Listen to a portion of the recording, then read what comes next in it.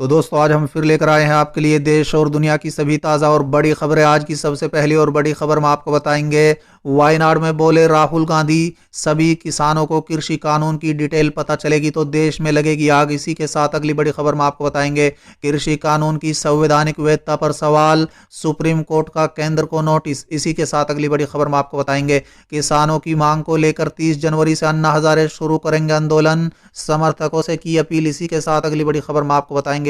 राष्ट्रपति के अभिभाषण का बहिष्कार करेंगे कांग्रेस समेत कई अन्य दल। इसी के साथ अगली बड़ी खबर में आपको बताएंगे। सरेंडर नहीं करेंगे राकेश टिकैत, रोते हुए बोले कानून वापस नहीं लिया तो आत्महत्या कर लूंगा। दोस्तों इसी के साथ अगली बड़ी खबर में आपको बताएंगे। पश्चिम बंगाल विधानसभा चुनाव में कांग्रेस लेफ्ट के बीच 193 सीटों पर हुआ फैसला, 92 पर लड़ेगी कांग्रेस। इसी के साथ अगली बड़ी खबर में आपको बताएंगे। सुप्रीम कोर्ट ने केंद्र सरकार को लगाई फटकार, भड़काने वाले न्यूज प्रोग्राम पर रोक क्यों नहीं लगाते। इसी के साथ अगली बड़ी खबर में आपको बताएंगे। गाजीपुर से शाम तक हटाने के लिए आंदोलनकारी किसानों को यूपी पुलिस का अल्टीमेट। वहीं अगली बड़ी खबर में आपको बताएंगे। सोनिया गांधी की करीबी अर्चना डालमिया का बड़ा आरोप, बोली ट्रैक्टर परेड के दौरान हिंसा प्रायोजित। Deep Sidhu BJP agent. इसी के साथ अगली बड़ी खबर में आपको बताएंगे।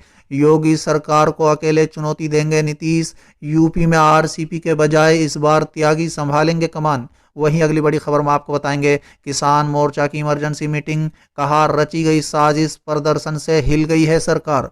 तो चलिए देख लेते हैं आज की पहली बड़ी खबर। वायनाड में बोले राहुल गांधी, सभी किसानों को कृषि कानून की डिटेल पता चलेगी तो देश में लगेगी आग। दोस्तों दरअसल कांग्रेस के पूर्व अध्यक्ष राहुल गांधी ने आज नए कृषि कानून को लेकर केंद्र की मोदी सरकार पर निशाना साधा है। दोस्तों बता दें, अपने संसदीय क्षेत्र वायनाड में एक कार्यक्रम को संबोधित करते हुए राहुल गांधी ने कहा कि अभी तो देश की ज्यादातर किसानों को नए कृषि कानून की डिटेल नहीं पता है। अगर उन्हें डिटेल समझ में आ गई तो पूरे देश में किसानों का आंदोलन शुरू हो जाएगा। दोस्तों बता दें, कार्यक्रम में राहुल गांधी ने देश की अर्थव्यवस्था को लेकर भी प्रधानमंत्री नरेंद्र मोदी पर निशाना साधा। दोस्तों बता दें, राहुल ने केरल में होने वाले विधानसभा चुनाव को लेकर कहा, राज्य में चुनाव होने वाले हैं, ये चुनाव विचारधारा के हैं, ये यूडीएफ, एलडीएफ और आरएसएस की विचारधारा के खिलाफ चुनाव है। चलिए अगली खबर। कृषि कानून की संवैधानिक वैधता पर सवाल, सुप्रीम कोर्ट का केंद्र को नोटिस। दोस्तों दरअसल सुप्रीम कोर्ट ने 3 कृषि कानूनों की संवैधानिक वैधता को चुनौती देने वाली केरल की कांग्रेस सांसद टीएन प्रतापना की याचिका पर बृहस्पतिवार को केंद्र से जवाब मांगा है। दोस्तों बता दें, याद रहे कि सुप्रीम कोर्ट दिल्ली में जारी किसान आंदोलन को लेकर पहले से ही जारी याचिकाओं के चलते 12 जनवरी को इन कानूनों को अमल पर रोक लगा चुकी है। चलिए अगली खबर। किसानों की मांग को लेकर 30 जनवरी से अन्ना हजारे शुरू करेंगे आंदोलन, समर्थकों से की अपील। दोस्तों दरअसल राष्ट्रीय राजधानी दिल्ली में गणतंत्र दिवस के मौके पर ट्रैक्टर रैली के दौरान हुई भारी हिंसा में कई लोगों को भारी चोट आई और एक किसान की मौत हुई। दोस्तों बता दें, इसके बाद समाजवादी अन्ना हजारे ने गुरुवार को ऐलान किया है कि वो आंदोलन करेंगे। अन्ना ने कहा है कि वो 30 जनवरी से महाराष्ट्र के अहमदनगर के रालेगंज सिद्धि में किसानों की कई मांगों को लेकर प्रदर्शन शुरू करेंगे। दोस्तों बता दें, अन्ना ने बयान जारी करते हुए अपने समर्थकों से यह अपील की है कि वो जहां पर भी हैं वहीं से इस प्रदर्शन में हिस्सा लें। पिछले महीने उन्होंने कहा था कि अगर केंद्र सरकार किसानों से संबंधित मांगों को नहीं मानती है तो वो भूख हड़ताल शुरू करेंगे। दोस्तों बता दें, 83 वर्षीय समाजवादी अन्ना हजारे ने आगे कहा है कि ये उनका आखिरी आंदोलन होगा। चलिए अगली खबर। राष्ट्रपति का अभिभाषण का बहिष्कार करेंगे कांग्रेस समेत कई दल। दोस्तों दरअसल संसद में शुक्रवार को होने वाली राष्ट्रपति का अभिभाषण का कई दल बहिष्कार करेंगे। कृषि कानूनोल के विरोध में कांग्रेस, एनसीपी, जेके नेशनल कॉन्फ्रेंस, जेएमके, एआईडीसी, शिवसेना, समाजवादी पार्टी, आरजेडी, सीपीआई, सीपीआईएमएल, आरएसपी, पीडीपी, डीएमके और भी कई अन्य दल कांग्रेस के साथ राष्ट्रपति का अभिभाषण का बहिष्कार करेंगे। दोस्तों बता दें, वही शिरोमणि अकाली दल ने भी 3 कृषि कानूनों के विरोध में आज संसद में राष्ट्रपति के भाषण का बहिष्कार करने का फैसला लिया है। दोस्तों बता दें, पार्टी के सांसद बलविंदर सिंह ने ये ऐलान किया है। दोस्तों बता दें, राज्यसभा में कांग्रेस के सदस्य और नेता प्रतिपक्ष गुलाम नबी आजाद ने इस बाबत कहा है कि हम 16 राजनीतिक दलों की ओर से एक बयान जारी कर रहे हैं कि आज संसद में दिए जाने वाले राष्ट्रपति का अभिभाषण का बहिष्कार करेंगे।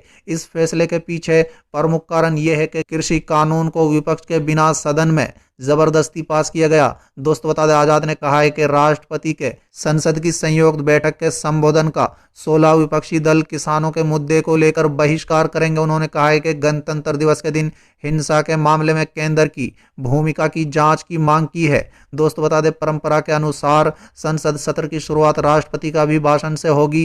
राष्ट्रपति रामनाथ कोविंद संसद के दोनों सदनों को संबोधित कर सरकार की भावी योजनाओं के बारे में बताएंगे। चलिए अगली खबर, सरेंडर नहीं करेंगे राकेश टिकैत, रोते हुए बोले कानून वापस नहीं लिया तो आत्महत्या कर लूंगा। दोस्तों दरअसल 26 जनवरी को किसान ट्रैक्टर परेड निकाले जाने के दौरान दिल्ली में मचे बवाल और हुई हिंसा के बाद पुलिस प्रशासन अब बेहद सख्त रुख अपना रहा है। दोस्तों बता दें, करीब 37 किसान नेताओं पर एफआईआर होने के बाद अब कई को लुक आउट नोटिस जारी होने के बाद अब किसान आंदोलन हल्का पड़ता नजर आ रहा है। दोस्तों बता दें, गाजीपुर बॉर्डर पर करीब 2 महीने से बैठे किसान पुलिस प्रशासन को सख्त रुख के बाद वहां से वापस जाने लगे हैं।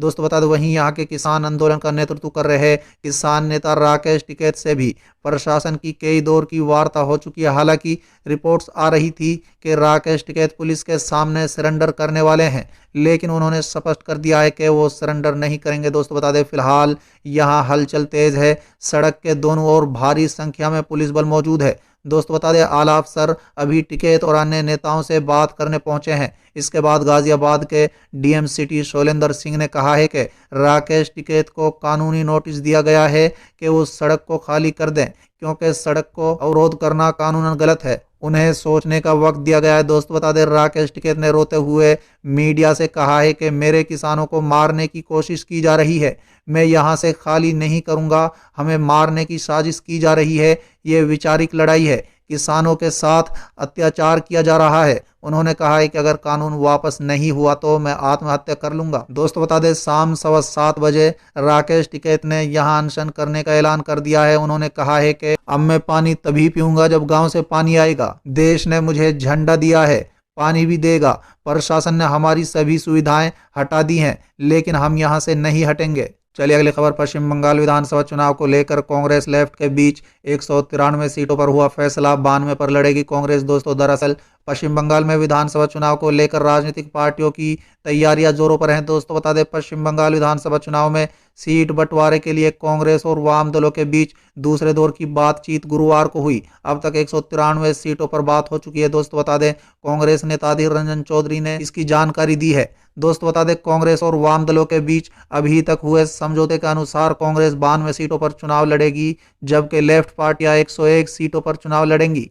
बाकी 101 सीटों पर पार्टियों के बीच अगले दौर की बातचीत में बंटवारा किया जाएगा। दोस्तों बता दें, पार्टियों ने सोमवार को फैसला किया था कि वो साल 2016 के चुनाव में क्रमश जीती गई सीटों पर चुनाव लड़ेंगे। साल 2016 में वाम कांग्रेस गठबंधन ने 77 सीटें जीती थी, जिसमें से 44 पर कांग्रेस ने जीत दर्ज की थी। चलिए अगली खबर, सुप्रीम कोर्ट ने केंद्र सरकार को लगाई फटकार, भड़काने वाले न्यूज प्रोग्राम पर रोक क्यों नहीं लगाते। दोस्तों दरअसल टीवी पर भड़काने वाले न्यूज प्रोग्राम को लेकर देश की सबसे बड़ी अदालत ने केंद्र सरकार को फटकार लगाई है। दोस्तों बता दें, गुरुवार को सुप्रीम कोर्ट ने ऐसे न्यूज प्रोग्राम को रोकने को लेकर केंद्र सरकार द्वारा कुछ भी नहीं किए जाने पर अपनी नाराजगी जाहिर की है। दोस्तों बता दें, अदालत ने कहा है कि भड़काने वाले न्यूज प्रोग्राम को रोकने के लिए जरूरी उपाय किए जाएं और कानून व्यवस्था की निगरानी रखी जाए। दोस्तों बता दें, 26 जनवरी को दिल्ली में किसानों की ट्रैक्टर परेड के दौरान हिंसा हुई थी। इस दौरान इंटरनेट सेवा को बंद करना पड़ा।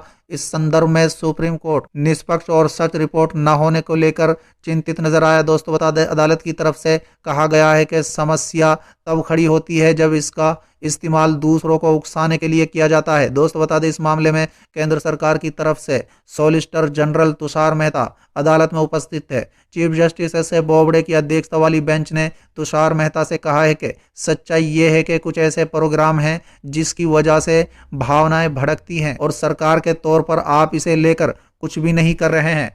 दोस्तों बता दें, अदालत ने सरकार द्वारा ऐसे प्रोग्राम पर रोक नहीं लगाने को लेकर केंद्र सरकार को फटकार लगाई। अदालत की तरफ से कहा गया है कि आजकल लोग कुछ भी कहते हैं, कई बार ऐसे हालात हो जाते हैं जिससे प्रॉपर्टी नष्ट होती है, जिंदगी को भी नुकसान पहुंचता है। सरकार को ऐसे भी जरूरी कदम उठाना चाहिए। चलिए अगली खबर, सोनिया गांधी की करीबी अर्चना डालमिया का बड़ा आरोप, बोली ट्रैक्टर परेड के दौरान हिंसा पराजित थी दीप सिद्धू बीजेपी एजेंट। दोस्तों दरअसल सोनिया गांधी की करीबी कांग्रेस नेता अर्चना डालमिया ने मंगलवार को हिंसा के लिए बीजेपी को कसूरवार ठहराया। दोस्त बता दें, लाल किला पर झंडा फहराते हुए वीडियो में देखे गए दीप सिद्धू को अर्चना डालमिया ने बीजेपी का एजेंट करार दिया है। दोस्त बता दें, एबीपी न्यूज से बात करते हुए अर्चना डालमिया ने कहा है कि दीप सिद्धू बीजेपी का कार्यकर्ता है, वो सन्नी देओल का एजेंट रहा है। बीजेपी नेताओं की दीप सिद्धू के साथ कई तस्वीरें हैं। गणतंत्र दिवस के दिन जो कुछ भी हुआ वो एक साजिश है। दीप सिद्धू को क्यों नहीं गिरफ्तार किया जा रहा है? दोस्त बता दें, उन्होंने कहा है कि ऐसे एक वक्त पर जब काफी दिनों से चला रहा किसानों का आंदोलन शांतिपूर्ण और सफल रहा, वो अपने अधिकारों की मांग कर रहे थे, तो बीजेपी की तरफ से ये सब एक साजिश के तहत किया गया है। जिन्होंने लाल किले पर झंडा लगाया उसे क्यों नहीं गिरफ्तार किया जा रहा है? चलिए अगली खबर, किसान मोर्चे की इमरजेंसी मीटिंग, कहा रची गई है साजिश, प्रदर्शन से हिल गई है सरकार। दोस्तों, दरअसल संयुक्त किसान मोर्चा की इमरजेंसी बैठक के बाद एक बयान जारी किया गया है। दोस्त बता दें, जिसके अनुसार इस किसान आंदोलन की शुरुआत के 15 दिनों के बाद अपना अलग विरोध स्थल बनाया था। दोस्त बता दें, संयुक्त रूप से प्रदर्शन करने वाले संगठनों का हिस्सा नहीं थे। जब किसान संगठनों ने 26 जनवरी को किसान परेड का कार्यक्रम घोषित किया, तो दीप सिद्धू जैसे दूसरे सामाजिक तत्वों ने दूसरे किसान संगठनों के साथ मिलकर किसानों के आंदोलन को विफल करने की कोशिश की। दोस्तों बता दें, किसान संगठनों के अनुसार दूसरे किसान संगठन ने किसान मजदूर संघर्ष समिति के निर्धारित मार्च से 2 घंटे पहले ही मार्च करना शुरू कर दिया, जो कि शांतिपूर्ण मजबूत किसान संघर्ष को नाकाम करने की एक गहरी साजिश थी। ऐसे में संयुक्त किसान मोर्चा के सभी धड़क दल इस घटना की कड़ी निंदा कर रहे हैं।